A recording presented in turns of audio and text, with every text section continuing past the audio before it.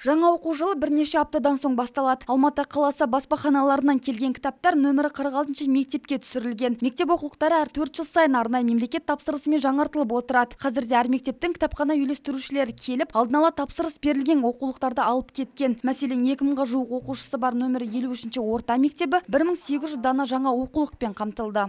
Ойлаймыз, биылғы оқу жылында да мектеп оқушылары толық оқулықпен қамтылады 100%. Былтырда да оқу жылында да 100% қамтылды оқушылардың барлығы. Биылда да түгел қамтылады деп ойлап тұрмын.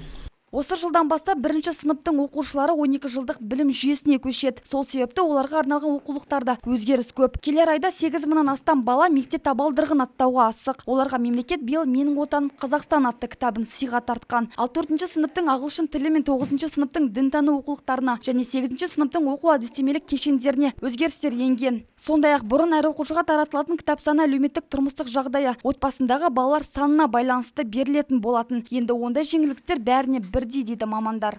Қазақстан Республикасы Білім және Ғылым Министрлігінің 2016 жылғы 8 қаңтардағы номері 13 бұйрығын және 6 мамырдағы 309 бұйрықты басшылыққа ала отырып, биыл 8 сыныптарға, 1 сыныптарға толығымен оқулықтарды және 4 сыныптың ағылшыны, 9 сыныптардың дінтану негіздерін тапсырыстар беріп толығымен алдық. Оқуына қажетті кітаптарды түгелмен алған Нұрдәулет дән риза. Енді сабағын жақсы оқып, сыныптастарының алды болатынына сенімі мол. Мен биыл 4 сыныпқа көштім. Мен жылдар бойы кітаптарды түгел алып келе жатырмын. Осы жылы да кітаптарды түгел алдым. Білім бөлімінің мамандары Жамбыл облысы бойынша биыл еш мектепте кітап мәселесі қиындық туындатпайды деп отыр. Демек, сапалы білім алу үшін білім ордаларына барлық жағдай жасалған. Білім мекемелеріне тапсырыс берілген оқулықтар мен оқу құралдарын жеткізу жұмыстары биылғы жылдың 25 тамызда аяқталады. Ақбота Қайнар, Арман Сабыр, 7/7 News.